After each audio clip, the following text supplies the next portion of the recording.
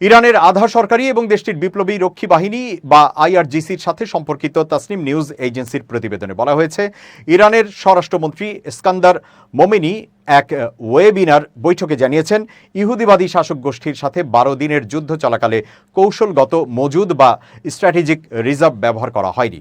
এ সময় দেশের সব প্রাদেশিক গভর্নররা পুরোপুরি সক্রিয় ছিলেন। প্রেসিডেন্ট, মন্ত্রিসভার সদস্য এবং স্বরাষ্ট্র মন্ত্রণালয়ের উপমন্ত্রীদের উপস্থিতিতে গভর্নরদের এই অনলাইন বৈঠকের শেষে মোমিনি বলেন, দেশব্যাপী গভর্নরদের সাথে অনুষ্ঠিত এই সভায় প্রেসিডেন্ট ও কয়েকজন মন্ত্রী উপস্থিত ছিলেন। সেখানে যুদ্ধকালে ক্ষতিগ্রস্ত স্থানগুলো মেরামত ও পুনর্নির্মাণের বিষয়ে আলোচনা হয়। সিদ্ধান্ত হয়েছে সংশ্লিষ্ট কর্তৃপক্ষ দ্রুত ব্যবস্থা নেবে। এই লক্ষ্যে প্রয়োজনীয় নির্দেশনাও জারি করা হয়েছে। তিনি আরও বলেন, সাম্প্রতিক ঘটনাবলীর আলোকে জনসাধারণের সেবা অব্যাহত রাখা এবং প্রয়োজনীয় খাদ্য ও নিত্য প্রয়োজনীয় দ্রব্যের যোগান নিশ্চিত করা এই প্রক্রিয়া কোনো বাধা বিঘ্ন ছাড়াই কাঙ্ক্ষিতভাবে চলতে থাকে, সেজন্য বৈঠকে প্রয়োজনীয় সিদ্ধান্ত নেওয়া হয়েছে। মোমিনি জোর দিয়ে বলেন, এই 12 দিনের যুদ্ধকালীন সময়ে কৌশলগত মজুদ স্পর্শ করা হয়নি। ইরানের প্রাদেশিক গভর্নররা অত্যন্ত দায়িত্বশীলভাবে কাজ করেছেন।